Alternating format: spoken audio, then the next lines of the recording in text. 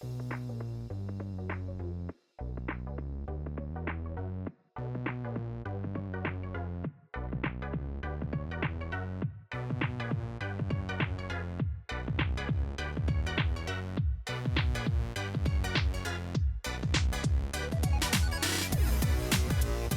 everybody. Welcome back to the Boss Rush Podcast, a great place to play games and be better. I'm one of your hosts, Corey Deerigan. Alongside me, as always, is PC Muscle Race himself, LeRon Dawkins.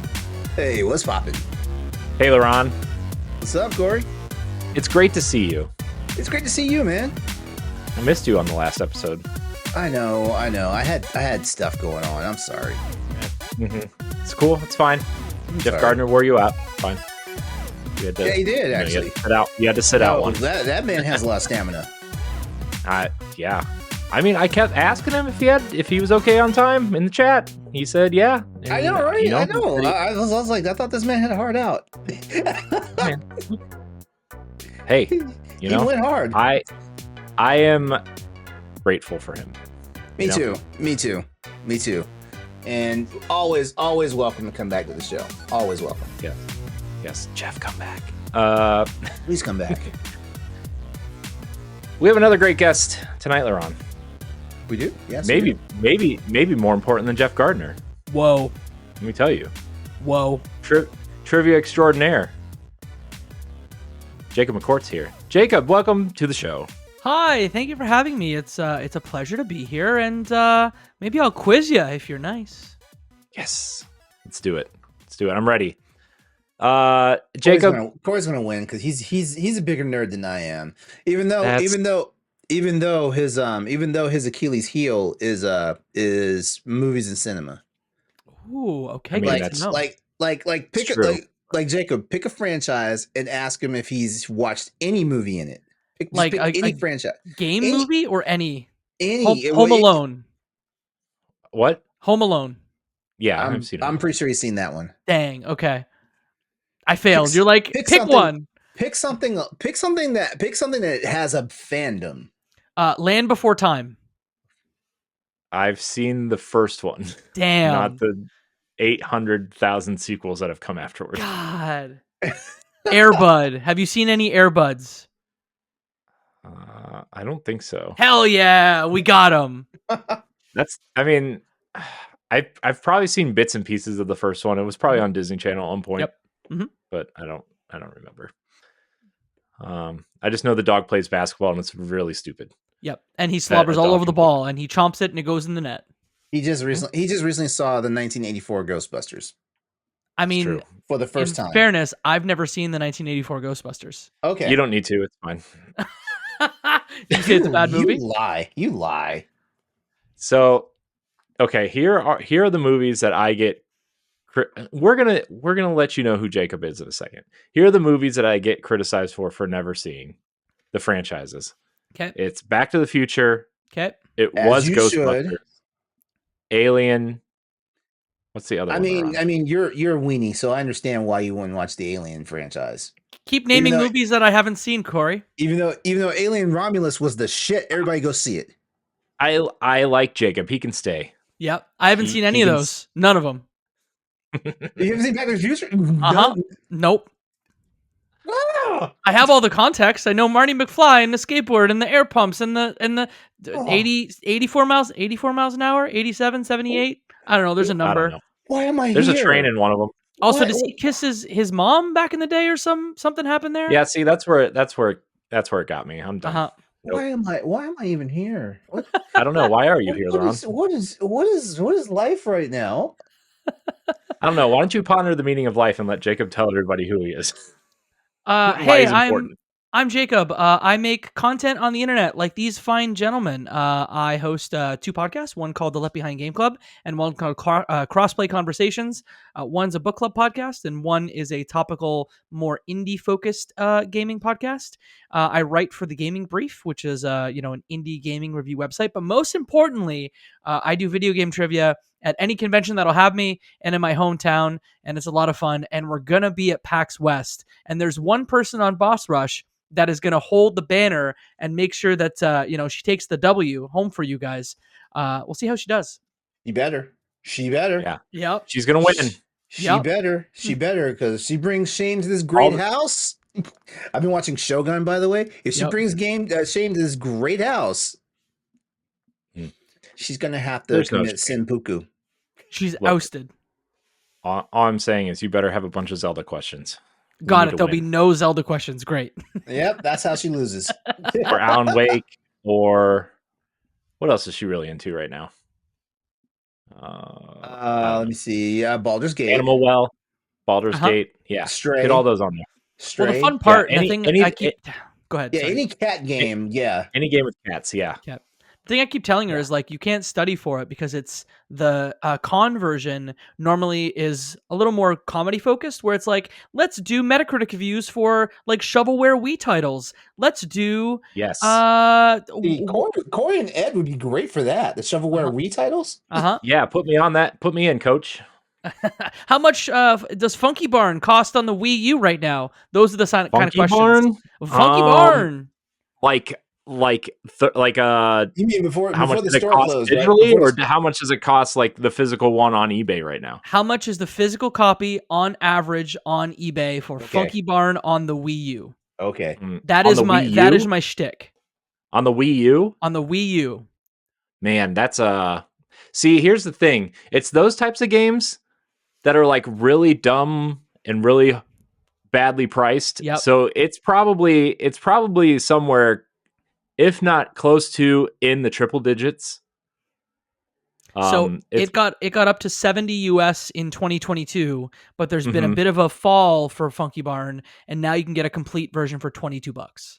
Yeah, I knew at one point it was close to that because as someone who runs a Nintendo podcast, we used to do like, why does this game cost so much? Ed and I used to talk about it, and Devil's Third came up all the time. Yep. Right. And now Devil's Third is like $8 billion for I think it came down a little bit. I think it's come down, but like it's still $250 US for a complete copy. Yeah, I thought it was hovering. Peak COVID, it got up to 500. Yeah. So which, it's a terrible game, trust me, as someone who played it and talked about it for 2 episodes of Nintendo Pow Block. It is a bad video game. Just throwing it out there. I picked a bad time to try and get a full Wii U set, let me tell you. Look, you know what you can get for $300? A great complete copy of Fire Emblem for GameCube. Hell yeah. There you go. Hell yeah. If you got an extra $50, you can add the Wii title. Radiant Dawn? Path of Radiance and Radiant Dawn. There you go. I always forget which one is which. Yep. But I love them both. I had them both. And let's just say I went through a breakup and left half of my stuff at her house on accident. And half of my Wii and GameCube collections are, somewhere over there. My brother gave away our Nintendo 64 to a friend with controllers. And then we also sold some of our GameCube collection, and not the junk stuff, like the good stuff, like Cubivore and other things. So sure, I got a couple $100, but I wish I had my game. Yeah. I'm in the process of I'm never gonna get all the GameCube games back. I probably had like over 100 GameCube games at one point. I had so many GameCube games, and now I'm down to like 20. Man, but it's fine. I'm gonna get them back. Some of them back. I got them listed by price, which the most expensive ones, and that'll go first. Because you can get a complete box copy of GoldenEye, or not, 007 Agent Under Fire for like $25, 24, $25. Okay, that can wait. That can wait. And the stuff that's been remade is just keep coming down in price, right? Paper Mario Thousand Year Door is now a very reasonable GameCube game, right? Yeah, what is it, like 50 something? I saw it down to 53 at one point after the Switch version came out. The GameCube version now for complete is $64 now. So, yep, keep remaking those games, Nintendo. Keep it up. Well, Jacob, we're glad you're here. Thank you for having me. I'm glad that you could be here right before PAX, where we're 2/3 of this panel are going. LeRon is, I'm staying home, manning the fort. Love. Yep, manning the fort. So, producing episodes that the rest of the crew are too lame to be at because they'll be at PAX. Will they be solo shows? Are you going to do it by yourself? You know what? I've never attempted a solo show. I've never done that, but I feel like the only way for me to pull that off is if it's actually streaming live, which I don't do live shows anymore. You know what? You know what we should do, LeRon? Now that we are not doing week early access now. What's that? This, we should start doing some live stuff again. Maybe not every week, but maybe like once a month. You mean like actual stream us playing games? Wait. No, do a live podcast. We're supposed to do the Boss Rush Science Theater 4000, where like somebody's playing a game and the peanut gallery is critiquing the gameplay. We're supposed to do that. Yes, we are. I have the assets ready. Anyways, we're going to PAX. If you want to, man, we're recording a bunch of episodes in advance. So there's going to be a couple after this that are pretty exciting, but we're filming in advance because we're taking at least a week off, maybe 2 after PAX. Nice. Because, the grind, the grind is real. And, people need a break. So, yeah, PAX is exciting. We'll do a live PAX recording of some sort. We're going to do one of the segment shows where we get, people in for about 10 or 15 minutes and talk for about whatever. And then, get about 8 or 10 people in that. And then we'll do a regular recording. And then, Ed and I'll do a POW block from there somewhere. Maybe Grayson will show up and be on. That'd be fun. You guys had a fabulous set of people that came through for East. I mean, Asa Green River, Jenny Wyndham, Dave Jackson, I believe, came through. Like, you guys got some fab folks. So, I'm going to promote your content is like, go and watch those because they're good. Thanks. You got the Wholesome Games lady. Yeah, I know. I've known Jenny for a while. Since she was at I even forget the first place she was at when I met her, but it was she's great. And Asa I've known forever. Asa lives like 2 hours from me, which is where hilarious. are you in the world? I'm in Akron, Ohio. Oh shit, another Ohio. You going to GDEX? See you there. I don't know, maybe we'll talk about it offline. Yeah. But enough of our promotion. We should probably do a show. Also, you can support us on Patreon. Patreon.com/BossRushNetwork. Join us. One of us. Get the pre-show. We did a trivia show. Best piece, our favorite piece of trivia, video game trivia. You should check it out for $1. Just $1. $1. It could be all yours. If you're watching on YouTube, subscribe to the channel. If you are listening on podcast services, leave us a 5-star rating or a nice review. That would really help. Check out all of our content on bossrush.net. Super fun. Let's get into what we've been playing. Oh, right. Jacob. Yeah. Promote the trivia panel. Yes. So, on August 30th at 9 p.m. in the Frog Theater, we have a fantastic group of folks that are going to play video game trivia. Stephanie is included in that wonderful group of folks. We mentioned some others. Asa Green River, Baron Jones. We've got Roger Reichart from Gamerheads, and many more. Indian former Jill Grote and Adam Gumbert, who was just on the show. That's the panel. It's going to be fabulous. It's an hour long. And if you can't make that because you're like, man, too busy for PAX, we're doing it in a bar the day before PAX on day 0. So if you want to do some bar trivia in Seattle with your friends, that's going to be at Hopvine Pub at 7:30. And we've got prizes from Jackbox. It's going to be sick. So you can find all that on my social media at Jacob McCourt. Yeah, do it. Links in the show notes. Thank you. Check it out. Like we said before, LeRon and I interviewed Jeff Gardner. You should go check that interview out. It was great. What a great guy. So many cool stories. He's so swell. Yeah. I mean, he talked about stuff that like I wouldn't expect anybody to really talk about, but he's just so awesome. Anyways, I I'm hopped up on caffeine right now. It's great. I've been trying to cut down on my caffeine, so when I drink it, it affects me more. Mm-hmm. It feels really good. You're having a 9 p.m. Red Bull. I don't know. Are you gonna sleep tonight or not? This dude. I don't sleep, man. I don't sleep. God. I'm gonna have to edit these 2 shows tonight, and then I gotta prep for Pal Block and my other things tomorrow to talk about Gamescom and the Destiny show on Thursday. There's too much to do. Too much to do. I'm gonna yell at Ed. He better have recorded that episode like I asked him to. And slap him. Jacob, what are you playing? Save me from this nightmare of a rabbit hole I fell down.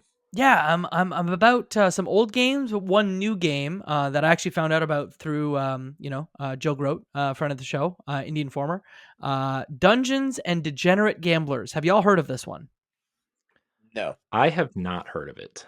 Okay, so the very short pitch is Balatro, but blackjack. Wait, I have heard of that. Yeah.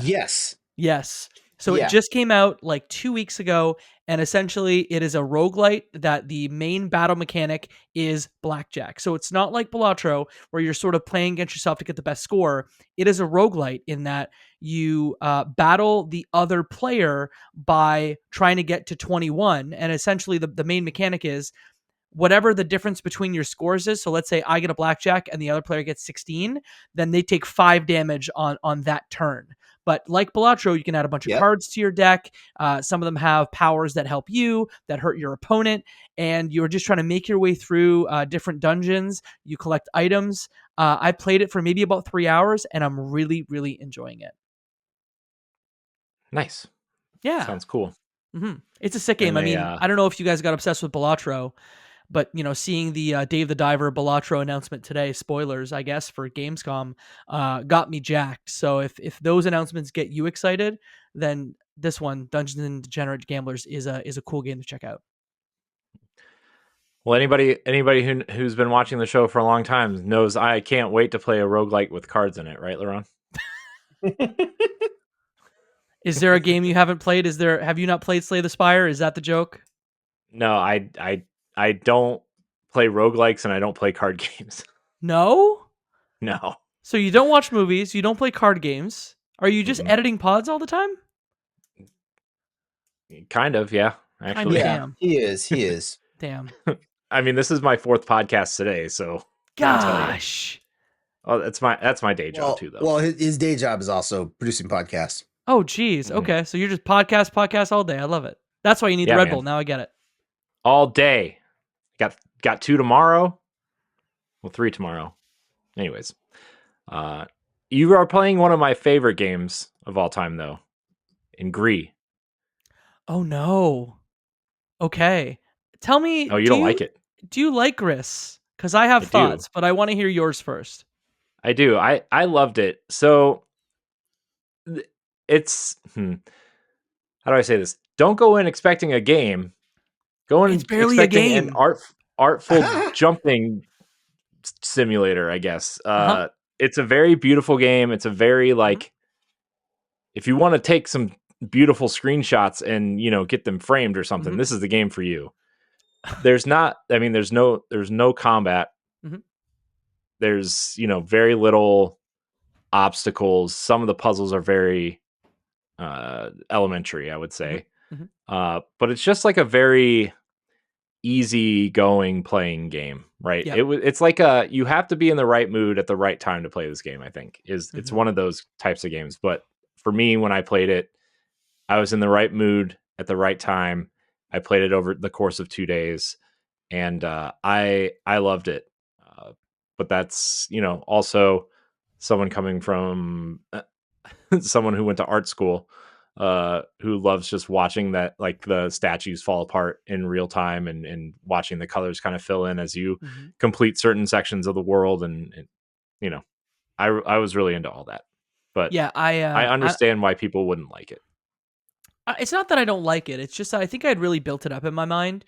I'm doing this sort of backlog busting thing where every year I pick 3 games, and those are the games that I'm really going to pull out of the backlog. So I'm not going to give myself any like stress or negative feelings about, man, my backlog's so big. Just pull 3 out a year and play them, and then you're good. So Gris is one of them. So I'd really built it up, and it's just barely a game.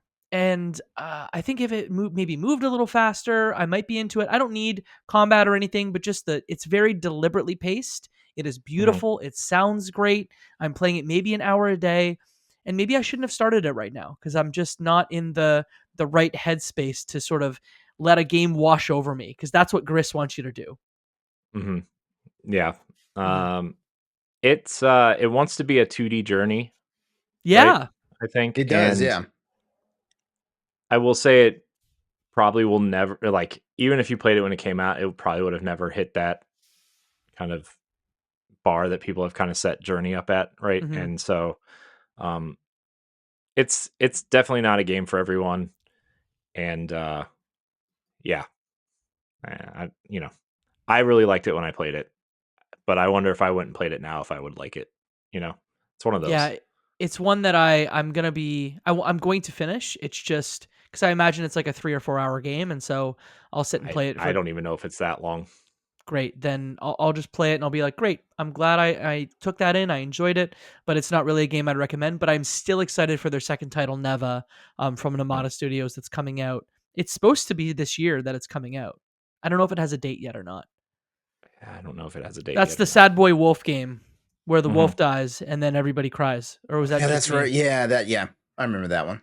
Yeah. It might have a date. I don't remember.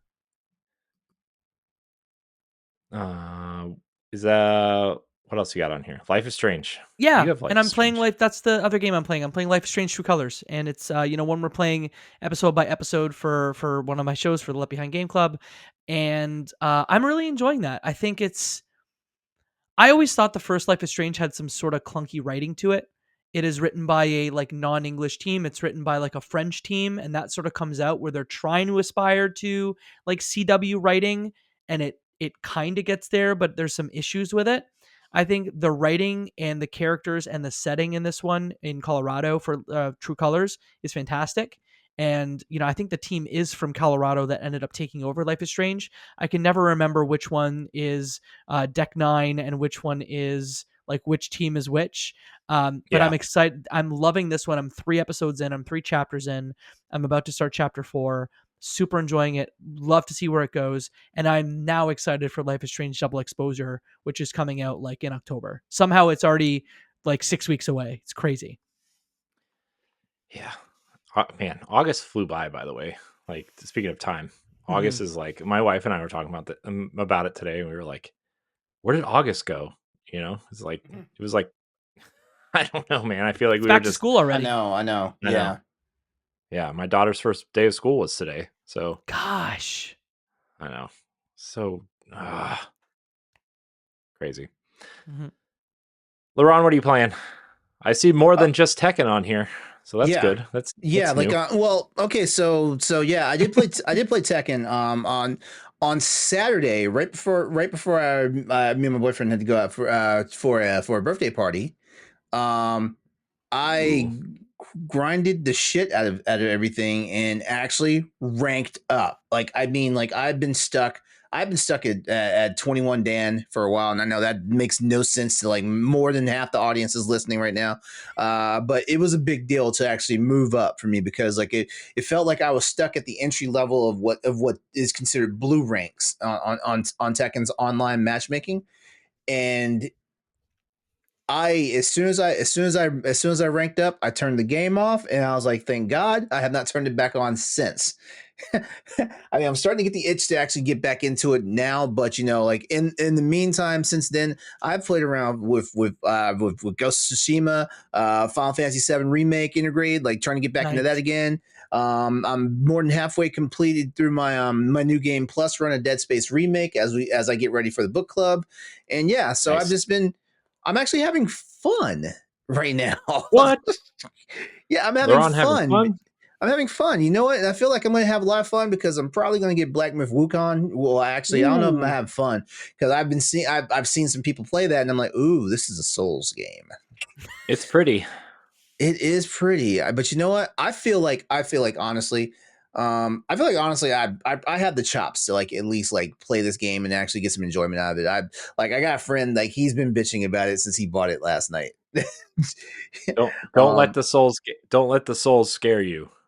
No. It's not that. It's not that. It's like I always ask myself, how level angry do I want to be with a game? Do I want to be kicked in the balls multiple times? Do I want to be like punching babies? Do I want to like kick puppies? Or like it's one of those. It's like the 3 levels of hell. But then again, if I can play through the Ghosts and Goblins games, and not really get really pissy, then I think I'll be all right. It had 2.2 million concurrents today on Steam. That's nuts. Yeah. It's a highly anticipated game. I didn't realize it was that high. Like I was like, maybe it'll have a couple 100,000 players. 2.2 million concurrents. That's nuts. Mm-hmm. Yeah, I'm happy that game has found success because there was a point where some people were like, I don't know. Mm-hmm. It's like Souls people know which Souls games are good. Yep. And then he pulled the baton out of his ear, and then everyone was sold. Yep. It's magic. Mm-hmm. Pure magic. Randy Pitchford would have been proud. Oh, unlike the Borderlands movie. Woof. Don't bring that dude into it. LeRon, question: like, how do you manage and juggle all these games? Because I normally I'm not the game juggler. Okay. Actually, our boy Pat Klein is the game juggler. Okay. Like me, honestly, I'm just playing games. I play games. You just like, how like certain people just go to little parties just to taste everything, that's on the party tray. They're tasters. Yeah, that's me. Like I just like to have the flavor because I mean, like if I really put my mind to it and actually was trying to beat a game, you'd only see 1 game a week on me for what am I playing, And actually sometimes you're only seeing 2 games because I'm always playing games that, like have no end, But I play for fun for the most part. Like even though Ghost of Tsushima director's cut is really pulling me. Like I can't wait. And I'm back in the Final Fantasy VII remake kick right now because they should be announcing the Final Fantasy VII Rebirth like real soon here for PC. And so I'm just kind of like back into that. But right now, like 2 of these games on this list right now are games I've never beaten. So like, yeah, Ghost of Tsushima and Final Fantasy VII Remake. So like, I feel like I'm at least chipping away at my backlog because Dead Space Remake I've already beaten.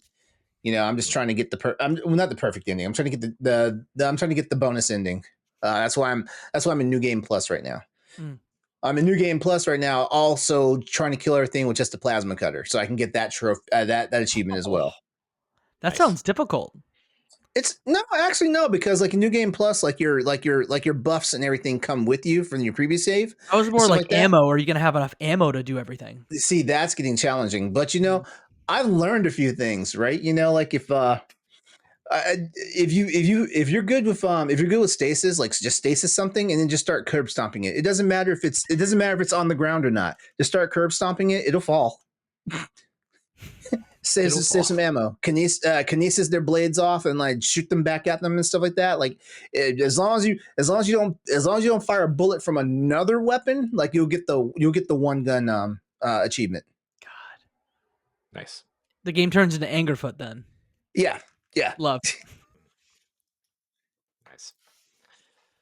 I mean, as for me, I'm still playing the same 2 games I've been playing the last couple weeks, just because I've been busy, but also.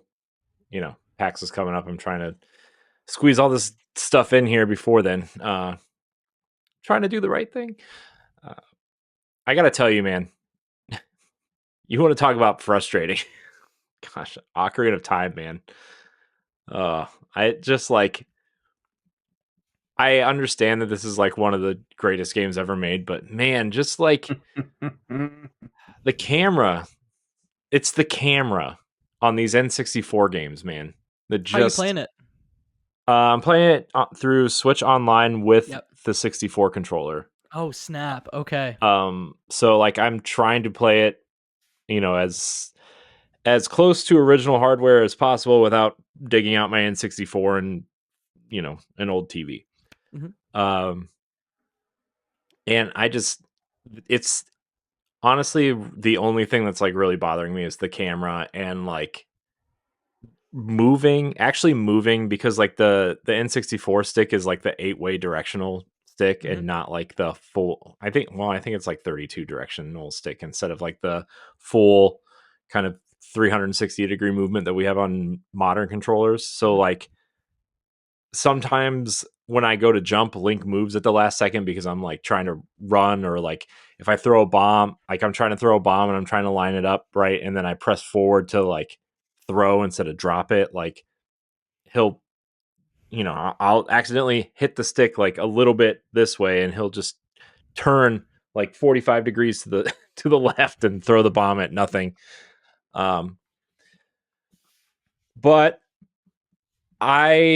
there was a point, somewhere through the Death Mountain temple, where it kind of is like, okay, Zelda is like really cooking now. They figure like this is where the magic happens with Ocarina.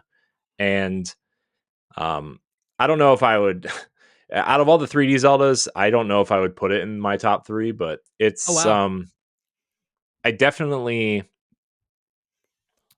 I guess traditional 3D Zeldas, because like Breath of the Wild and Tears of the Kingdom are. Yeah, I can say this because Stephanie's on the show. It's never going to be in my top 3. Yeah, I will. Ocarina will never be. I don't even know it.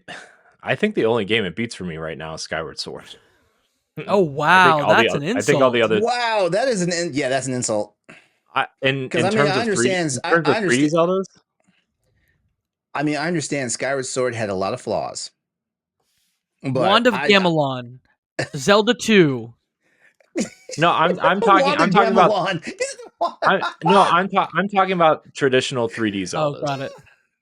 He's the Wand of Gamelon. I mean, maybe the Wand of Gamelon. Maybe it's really awesome. Okay? Yeah, sure. I've never played it. Yeah, that's why they're still making consoles, right? I mean, oh, got him. You didn't buy the latest Philips Super Duper 2000 Corey, with your HD DVD player. Corey, you've been on a roll with these sick burns, man. I'm here to tell you, man. Like that one you hit me with yesterday. It still stings. I know. I thought I really hurt your feelings. Like you did actually, but like at the same time, I kind of recovered, but still, like I know you're funny. A douchebag. I know. I laughed. It was funny, and then I thought I hurt your feelings, and then I felt really bad the rest of the day. No, you did. You did. Like don't sell yourself short. You did. To be fair, you came at us console players first. Is the 3DS version of Ocarina of Time supposed to be any good? The what? The 3DS version? It's supposed to be better. Yeah, it's supposed to be better. It's definitely supposed to be better. Okay. I have it, but I don't want playing on the Switch and going back to the 3DS is a nightmare. Yeah, fair. I mean, yeah. I don't know. I thought about playing the 3DS version for a while, and I'm like, no, I'm gonna play the Nintendo 64 version because that's what everybody else is playing. And I need to be, on par. So I don't know. It's good. I would definitely not put it super high on my 3D Zelda list. I think if you're looking at traditional 3D Zeldas, for me, it definitely goes Twilight Princess, Wind Waker, Majora, Ocarina, Skyward. Am I missing any 3D Zeldas? Where'd you put Wind Waker 2? 2. Okay. Yeah. I mean, Wind Waker's my favorite, but 2 is acceptable. Yeah. I'm trying to think how I feel. Like I thoroughly enjoyed Wind Waker. I'm trying to figure. I don't know. Like I don't appreciate the 3D Zelda games enough to actually put them on a ratings list. Yeah. I'm a traditionalist. Like I love like the top down, like the isometric, like Zeldas. Yeah. Yeah. That's Link Between Two Worlds was pushing it, but I enjoyed that one. Mm-hmm. Yeah. I really like Spirit Tracks is overrated. Overrated? Spirit Tracks sucks. Okay. Spirit Tracks sucks. Okay. I think that's pretty much the bottom of everybody's top down. Is that the one you draw the paths for the train? Yeah. Yeah. Yeah. I tried playing that on Wii U with the DS Virtual Console. Oh gosh, not good. That sounds like the worst way to play that. Do not recommend.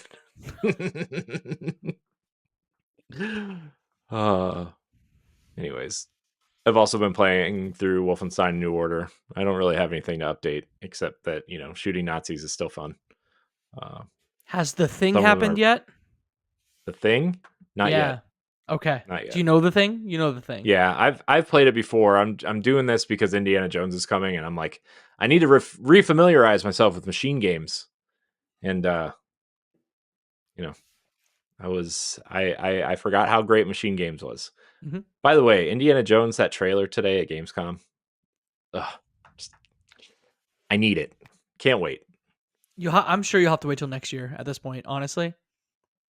It's the combo of there's no date, and then it's coming out in still December. hands off with it.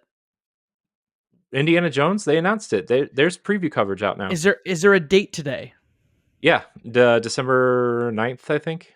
Yeah, December 9th. We'll see. Yep. We'll see if that slips or not. Let's see. The IGN has a preview. Ryan McCaffrey put a preview out today. Hands off preview or hands on preview? Hands on. Okay. Hands on. A lot of them have been hands off, where I'm just like, ooh, why hands off? He did a hands on. Cog did a hands on. There's a few hands on. They weren't allowed to say anything until today. So okay. Yeah. Also, I'm like, everybody was like, oh, why is it coming to PlayStation? It's an Xbox game. I'm like, first of all, you knew this was going to happen, everybody. You knew this was going to happen. The mouse is not going to lose a sale. I'm like, it's Disney. They're Xbox is in last place. It's Disney, right? They're not going to and Indiana Jones isn't like a top tier franchise, right? They're going to squeeze every dollar they can out of that. So, you can expect that with Blade 2 when it comes. Just saying, throwing that out there. So the Ryan McCaffrey preview was a hands-off preview. Oh, was it? Oh. Yeah. Which is why I'm going like, ooh. Well, if it slips, it slips. Yeah. Let the game devs cook. Look, give machine games all the time they need. That's all I'm saying. Mm-hmm. They make good video games, huh? They do all right. They're doing all right. They're gonna make it, I think. Hopefully.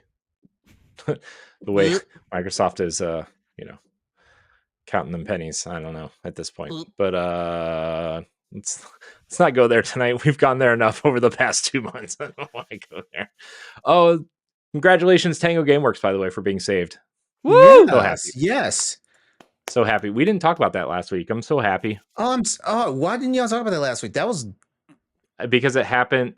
Because I wasn't on the show. That's why. Mm-hmm. Yes, we didn't. We waited for you, LeRon. Y'all didn't wait for me. Hi-Fi Rush saved. Y'all forgot about it because I wasn't there to remind y'all. You guys know. You guys know I would have dropped that.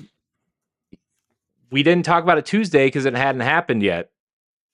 And then on Wednesday, we were already going long. That episode is longer than the Jeff Gardner episode. No kidding. Yeah, it's super long, man. Wow. Hope you guys are in for some beefy episodes, although it's already out. So hope you liked your beefy episode. Eat your beef, kids. Oh, man. What's going on here? All right. That's all I've been playing. I'm trying to wrap a bunch of stuff up before I start new stuff. But I have things on my list, and I am excited to maybe start eventually, someday, maybe. If you want to see how you can become a Patreon producer, head on over to patreon.com/BossRushNetwork. The Patreon producers for this month are Adriel Munger, Austin Campbell, Celeste Roberts, Christian S., Sana Dierig, Francisco Santillan, Matthew Keel, and Todd Oxtra. Thanks for your continued support of the Boss Rush Network. Let's get into the Boss Rush Banter of the week, which is our daily discussion piece on bossrush.net from our writing team. This deep dive is a much-needed return to Fraggle Rock, We're not going to talk about Fraggle Rock, everybody. Although, if you want to talk about Jim Henson for an hour and a half, I will gladly talk about Jim Henson. But the question for this banter of the week is, there are a lot of franchises that deserve a comeback. Fraggle Rock made a comeback recently. Granted, I don't know how it's doing right now, but at some point it was somewhere, right? Like Apple TV or Paramount, somewhere. One of them streaming services nobody has, right? What franchises are missing from gaming these days that deserve a comeback? Not necessarily. Oh, I need another Bubsy game. No, Bubsy can go cry. But I think there are a lot of franchises out there that deserve to live, right? And they're just not. I mean, Nintendo has a ton just sitting there, right? Mm-hmm. You got F-Zero, Eternal Darkness, Star Fox in some kind of real capacity. Star Fox Zero doesn't count. We're not going to count it. Ubisoft made the best Star Fox game in the last decade. Was that the one with the toys? Yeah.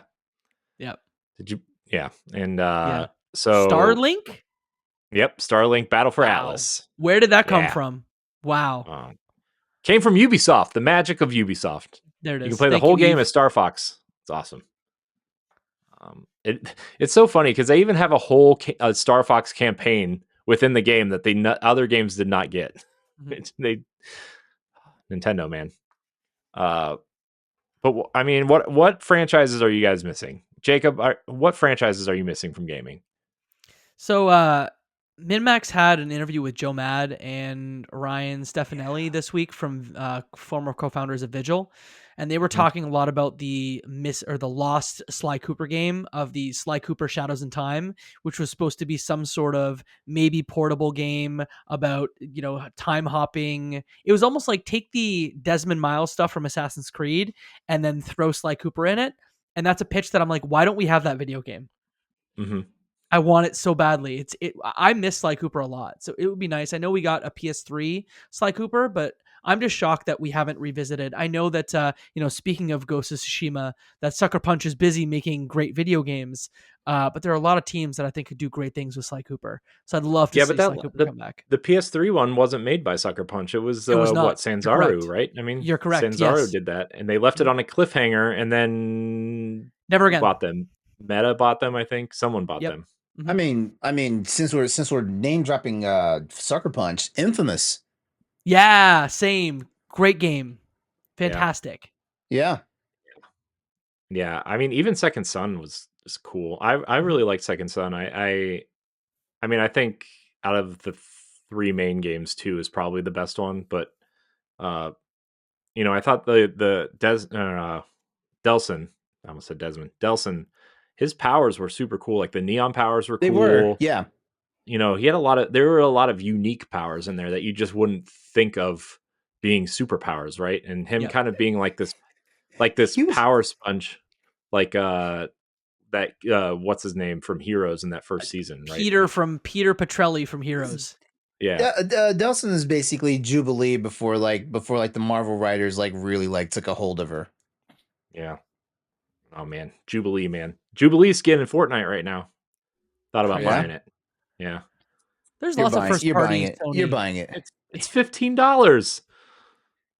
I'm not spending $15 on a skin that I'll use. You wow your nephews all the time with all these skins that you have for Fortnite. Trust me, you're buying it. You're buying it because you want that adoration. See, I wanted to buy it, but like the bundle it comes with Colossus and Cyclops, and I don't like Cyclops. And I could take or leave Colossus, right? He's funny in Deadpool, but like I don't really care about Cyclops as a character. So and they're selling Jubilee for $15, and I'm like, I already have Rogue, right? I already have Captain America. I'm good.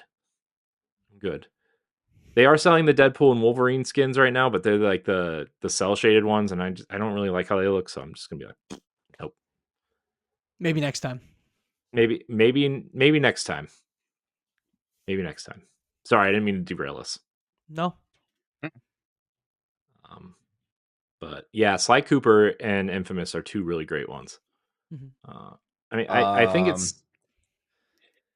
I'm also going to add here into the mix. Hey, EA Sports, give me back my SSX. Let's go. Oh yeah, SSX, man.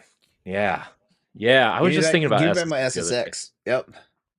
Man, SSX Tricky and 3 were awesome. On Tour Actually, was you know what? pretty good too.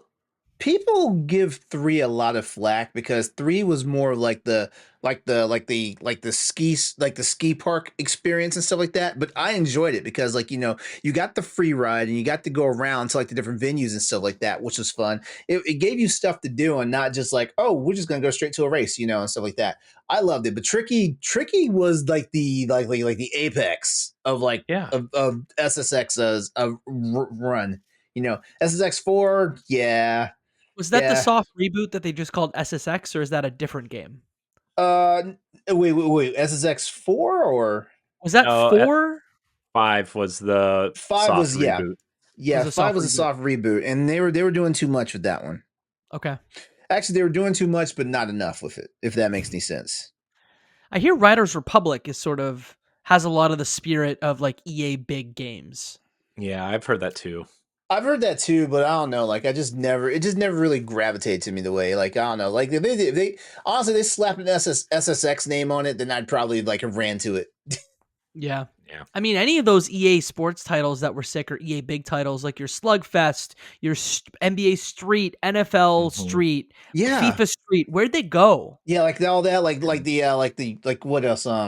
What else? I'm missing something. Yeah, but all the street games were insane how good they were. I had FIFA Street for the PSP, and oh my god, that was like the most fun I've had with a sports game in forever. Yep. Yeah, I had NFL Street on the PSP, and it was awesome. It was like it never left my PSP until God of War and Kingdom Hearts came out. NFL Street gave you like this Blitz vibe without it actually being Blitz. Yeah, man, Blitz, man. Talk about another series that went away, like NFL Blitz, and then they like couldn't when EA signed that NFL deal, they couldn't use the NFL anymore, so they did Blitz the League, where they were like using steroids and doing Blitz drugs. The League is actually sick, though. I know. It's crazy. Break a leg, like you can literally break somebody's leg, and then you see the X-ray leg break, and then the guy's like going off, and then hey, do drugs, and you'll be fine. Like Blitz League 2 is also a very expensive game, surprisingly expensive. Mm-hmm. Yeah. Oh man, all those 360 games are starting to go up in price now, though. Bring back some Mutant League football. Yeah. Yeah, I mean they kind of have that on Xbox called Blood Bowl, right? The Blood Bowl games are kind of like it didn't quite do the thing though. Oh no, definitely not. They're not good, but they tried. Yeah, they're not good. They also tried to bring back Tecmo Bowl without any real players or teams. So yeah. That go, I wonder. But hey, we heard the announcement today about Backyard Sports, right? Coming back. Yeah, Backyard Sports, everybody. Aren't the Kelseys involved in that? That was the rumor. Yeah. Oh, my wife might pay attention to that now. She's like, it's on New Heights. Just like watch it and learn with me, honey. Yeah. Boy. Taylor Swift DLC. Can't wait. Do we really want a Jack and Daxter comeback, or do we just want remakes or remasters of the original 3? I would love a remake of 1. Like I would too. Ratchet and Clank style remake, reimagining. Oh God, yes. 1. Oh God, yes. Yeah. I don't care about 2 or 3. I think 2 is kind of hot garbage. 2 is weak. 2 is weak. I would love to have a Jack 1 for sure. Remake. And then like do a new spin-off sequel / thing, whatever they did with Ratchet, right? So See, and to me, like between Jack, Ratchet original trilogy and Sly original trilogy, I put Jack probably in the middle, but the least I want remade. I'm like, I'm good. I don't need that. That makes sense. I'd rather touch Jack X Combat Racing than the trilogy, you know? Mm-hmm. Yeah. Yeah, and then I think of games like that people like are screaming for, like Legacy of Kain has been one that people have been screaming for. Yeah. I would love a new like traditional banjo game. My boyfriend would like a new traditional banjo game for sure. Let me pitch you. Double Fine makes a Banjo-Kazooie game. I know. I've been saying that for years. Yeah. It'd be awesome. I do want them to make original shit, but also there's a part of me that's like, but what if a team just like made a small new Banjo game? That'd be sick. Yeah, I mean, it was either them or Toys for Bob. I was like, one of them could do it. Definitely. I mean, Toys for Bob definitely has the chops to do some sort of cool platformer, right? I mean, I would like to see Toys for Bob take a crack at Conquer, actually. Oh, wow, yeah. Old Conquer or new Conquer? No, like raunchy Conquer or like Conquer. Original stuff? Raunchy Conquer. Yeah. No, none of this. Pocket Tales? None of these 12 Tales cutesy E for everyone platformers for Game Boy. No. we want I want the flower with the giant petals, we'll say. And the you want the Great Mighty Pooh. Yeah. Give it to me. Give me the Great Mighty Pooh. So make it just make it terrible. Just make it a great game. Make it terrible. Make it a great game, but like make it just everybody gets grossed out. Just do it. Love it. Blood and poop everywhere. That's what we want. Everywhere. Man, good times. Remember when they remade it for the original Xbox and it just like Yep. Man. Backwards compatible, by the way, everybody. Do you have one, Corey, that you're like, man, I need this? I mean, not really. I mean, Gears has been missing for a while, but we're getting a new one. I mean, but that's not really a Dormant franchise. It just takes forever to make those games. There's not really a franchise that I'm like aching for, really. But I'm just thinking of like games that people really like. I would like a new Rogue Squadron, actually. Rogue Squadron would be cool, or like the Starfighter games that were on the original Xbox. I think that would be cool. I would love a new Knights of the Old Republic, like a Knights of the Old Republic 3. Yep. I mean, just put the either just reboot it and remake the first one, like really remake it, not like remaster, remake it, or whatever they're trying to do over at Saber or Spire or whatever. Right, Saber's got it now. Yeah. But just like from the ground up. I mean, look how well the Jedi games have done. Like, I don't know. I think you could do something really cool with that story and make it really just as impactful as it was back then. But I don't know. There's a lot of franchises out there that have been dead for a while and need to make a comeback. Yeah, we could probably sit here for another 2 hours and come up with dead franchises. F-Zero, Earthbound. Yep. I don't care about Earthbound, but I thought about Billy Hatcher the other day and then went, hey, they remade one of those. Billy Hatcher. Yeah, it's called Penny's Big Breakaway. Yeah. That is secretly a sequel to Billy Hatcher. Are you for real? It's not, but like, like that is okay. I was like, you're the trivia guy. I'll take your word for it. No, it's just very spiritual successor-esque. Yeah. Well, great topic. Good topic. We do have listener questions, everybody. We have 2. You can join our Discord and leave your questions in the Boss Rush podcast thread, or look for the Twitter thread, or leave them on Patreon, or DM the Boss Rush podcast DMs, I guess. Seemingly the new hotness to leave questions. I'm going to DM you a question next week. Please do. Prepare yourself. Please do it while we're at PAX and just sit next to me and do it while we're... I'm going to say, how was your breakfast, son? Yeah. Do it. How was your eggs? Were they good? Kind of runny. You better go catch them. Sam Hall writes in, hello, Boss Boppers. I have a question for you that maybe you can answer, since you're all wily veterans at this stage. What do you think of events like PAX, E3, Gamescom, etc.? You've been to some of these events, and I've been pondering to go to PAX East myself, maybe next year, budget permitting. Is it worth going? Thanks for your continued entertainment. Jacob, I'm going to let you answer this first, because you have a different perspective, because you do the trivia panels and you do all kinds of cool stuff. So I'm also in Canada, right? So my perspective is also a little bit different because I'm in a different country than most of these things. Yeah. Do I think they're great? Yeah, I think it's a lot of fun. I have met some of my best friends at these conventions. I am standing in a wedding because of PAX and because of content. So, of course, I'm going to be like, yes, you need to go.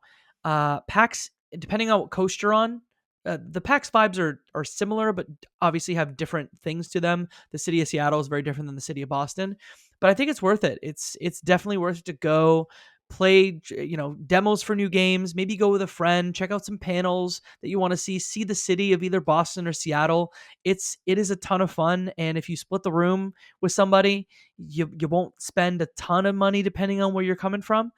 Gamescom's a whole thing. I mean, I've never been to Leipzig, but I hear that is or Cologne.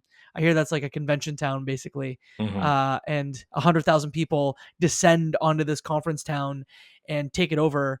And so maybe not the best first convention experience because there's 100,000 people there, whereas PAX is more like 30 or 40,000. Definitely worth it. I know that you guys sort of get together and that's your one time to see all your compatriots in person. Do you have the same perspective? Yeah, I think I've been to quite a few PAXs at this point. How many? This is my 11th for West. Not that many. I've been to 4. This will be my 5th one. And I think the vibe is cool. I think the biggest thing for me, although, we're all in a position where we, media or special guests, whatever, but like meeting the people that are doing similar things as you, right? Like, I think the big takeaway from PAX East this year for me was like, look how many people we met. Look how many, finally met, even though like we interact on Twitter, guests on podcasts or whatever, but like really meeting the people behind the 5-inch window on our monitor, right? And for me, that's what PAX is for me, is like making those real connections and stuff like that. And of course, like, yeah, the seeing all the indie games are cool, and meeting the developers and the publishers, and doing on-site podcasts, and eating the garbage food from the food trucks that are somehow in the building, and that kind of stuff is really cool. And seeing the esports tournaments that are going on, like there's that big Tekken 8 tournament at PAX East that was really cool. By the way, you guys were fluffing me up talking about I would have contended out there. I looked at who was out there. Like there were people from the esports scene out there. So no, I would not have had a good time. You'll be fine. You would have been fine. I would have gotten blown out. You would have been in the senior league. It's fine. I'd have been in the senior league. Shut the hell up. Shut the hell up. I hate you. Oh, you love me. But yeah, I think for me it's worth it just for that. Alone is meeting people and hanging out with friends, and I don't know, because we're all so spread out that these events are like the one time we get to actually hang out together, and it's a different vibe, it's a different atmosphere, and but as a fan, going to PAX in the past as a fan was also really fun, because sometimes you get to see games that you don't normally get to see. Like I saw Crackdown 2 before it was announced as a fan. That was cool. And that probably dates me a little bit, but State of Decay 2 was there. A couple right before my daughter was born, I went and saw State of Decay 2, and Nintendo was there showing off something. They were showing off like Wolfenstein and Crash, and all, Donkey Kong was there, I think, and it was the year that all the ports started coming out to Switch. All that first round of major ports were coming to Switch, and they were all running there, and it was cool to see the Nintendo booth. And I think Final Fantasy 14 had a huge booth for one of their early expansions there, and it's just cool to see all these things that you recognize. And you actually get to play and talk to some of the developers. Like the first game I ever, like, quote unquote covered as media was Dead Cells, and I got to talk to the developers of Dead Cells while it was almost like they had just picked the name Dead Cells. Crazy. And it was this really crazy early build to the point where like when it came out, it was kind of unrecognizable in a way, because it was just, oh, that he was like, oh, this blue background, it's going to be textured like a castle or a dungeon or something, and then like, this upper area, there's going to be like, platforms and trees and monsters and stuff, but the combat and the enemies were there, and the combat was super fluid, and super fun at the time too, right? So you get to see cool things like that. So for me, yeah, from that perspective, it's worth it. Yeah, I mean, I went as a fan for I think about 4 or 5 of them were as a fan. And sure, you're going to stand in line for panels to, see folks that you love to listen to their podcast or games you're excited about, but you'll meet people. I mean, you're all at a video game convention. So I'm the guy that likes to strike up a conversation with the person next to me while I'm standing in line. And you can find people that'll give you fun tips, or, hey, I checked out this game, or, hey, I love this thing, or, hey, cool pin, or even leaving the convention center. I mean, both Boston and Seattle have great food, beer, coffee scenes. So depending on whatever your thing is, you can make 4 days out of it and even explore a city that maybe you haven't had the chance to explore ever before.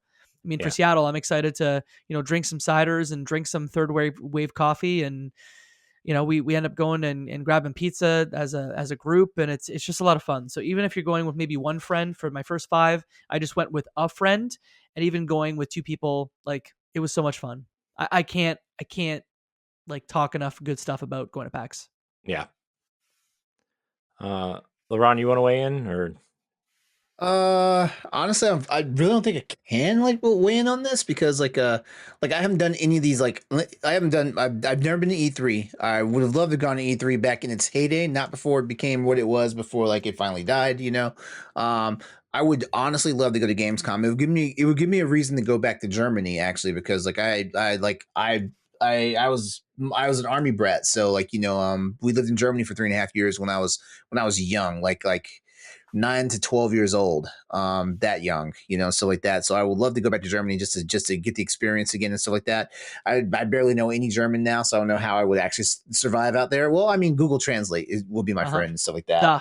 And eventually I'm going to make it to a PAX. So I don't really have like enough seasoning with like gaming related events to actually throw my chops in there. But like, I'm also budget permitting. Yeah. Fair. All right. Our last question of the night comes from Marine Gamer 1289 via YouTube. He writes a simple question: what 3 consoles are S tier for you? Well, for me, it's easy for me. I think the Switch, I think, is just S tier for sure, especially if you're a Nintendo fan at this point. I think the PS4 is a really incredible console. I think it has some great exclusives. Uncharted is an amazing exclusive. That's where I played a lot of Destiny for the first whatever. And I also tie PS4 a lot to this realm as well, because I started my first podcast was a Destiny podcast, and I played a lot on PS4. So PS4 kind of like really was on for me all the time. And then the Xbox 360 was an incredible machine. The entire Gears trilogy, Halo 3 for me, Fable 2 was incredible. Fable 3 was okay.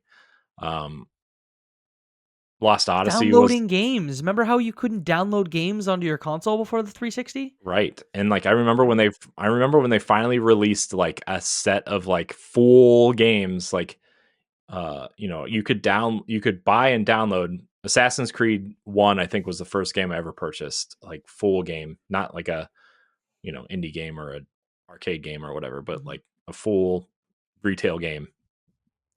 And it was incredible. It was like 6 gigs on my hard drive. I was like, man, that's a huge game.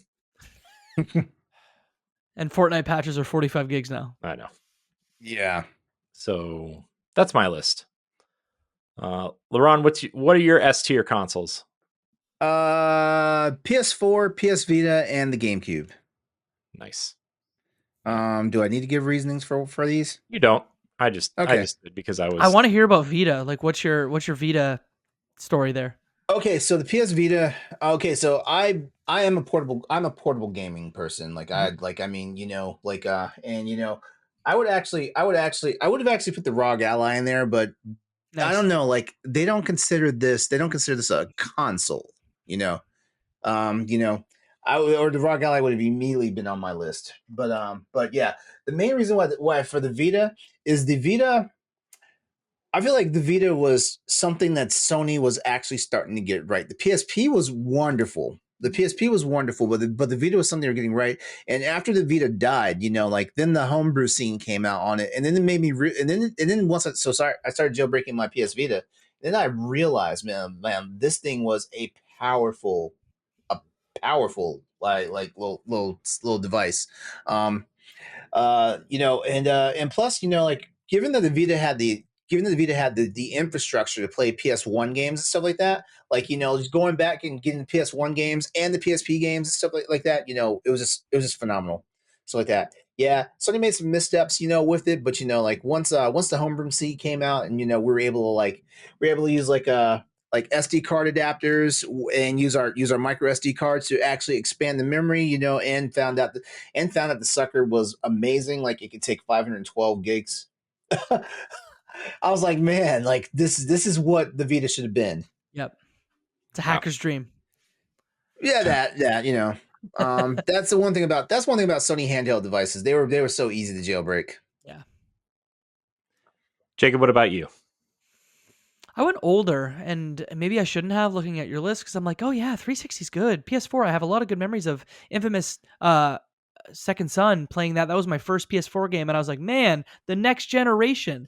But I did choose the GameCube as well, because there are just so many cool multiplayer games that I used to play with friends, my brother, stuff from first party like WarioWare and Smash, and even the third party stuff was sick. The Mario sports games were sick. I could just keep going. And those, that lunchbox console and the little discs were so cute. Wade Bird, great controller.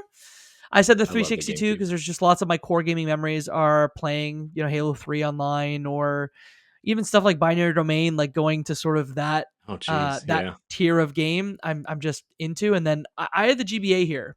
Whenever I been grabbing a lot of those emulation consoles, your Ambernix and your, POW Kitties, etc. And the first thing I always go to is, cool, let's grab a GBA game, because that to me is GBA is my heart. There's lots of great games on that. I'm the same way. There are literally days when I will actually throw on an emulator just to play the original Advance Wars 1 and 2. Yeah. Even though I have Reboot Camp. Yep. And there's just a lot of great software. I think of Drill Dozer way too much. But that's my cross to bear, I guess. Jeez, Drill Dozer, man. Mm-hmm. Let's talk about gimmick cartridges. Let's talk about Boktai if you want. I could do an essay about it, right?